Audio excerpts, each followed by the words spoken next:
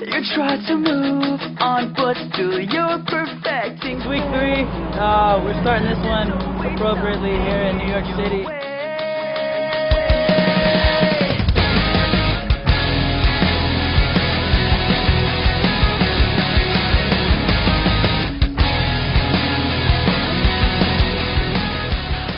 New York show was great, always hectic. Every time we go to the city, we try to take advantage of what we could do and who we can see. So it's always like a really crazy night, but this time around is a lot of fun. It was a cram fest that night of that show.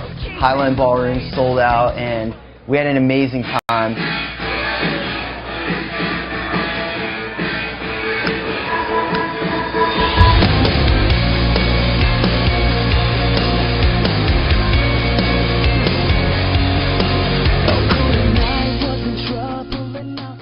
See the sunshine? You already know where we're at. We're at home, bruh. Orlando, Florida, hanging out, setting up. I just woke up. You're catching me in my prime. We couldn't film it, but our hometown show of Orlando, Florida, House of Blues, sold out. Pretty much 2,000 kids in this building.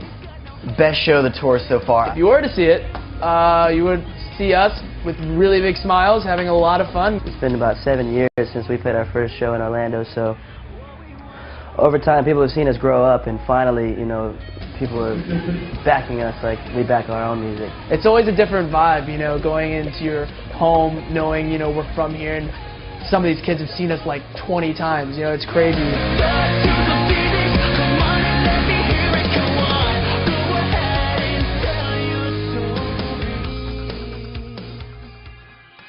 Third track in our set is Deathbed.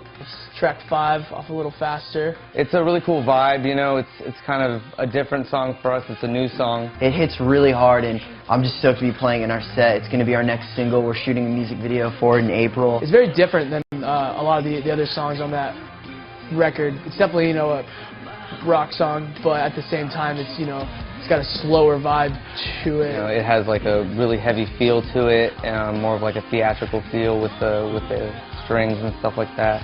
Man, it's just basically about coming to, it sounds morbid, deathbed, but coming to the end of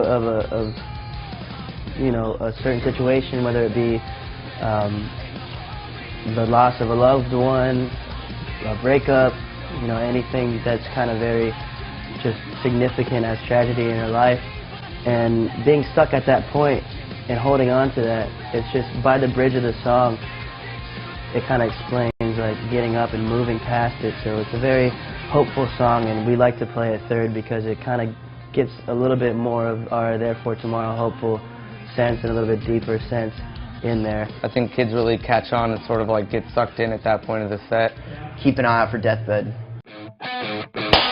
Backbone, the 4th song in the set on this tour. Do you like to dance? Backbone is your song. It's probably Therefore Tomorrow's most poppy song we've ever written. It's just very dancey, it's very out there for us. It's a fun song. I think it's just easy to catch on to, and it sort of picks up the set. I think it's kind of it's a crowd pleaser for sure and an eye catcher, because you're just standing there and you're hearing our music, but then you hear this Backbone song come on. It comes out with a drum intro, and I'm just slamming away, and it just goes and it flies, and it just has that snap to it. I just personally think chicks dig it. That's it. There's a certain beat to it and a certain attitude. There's like a sass to it that females favor.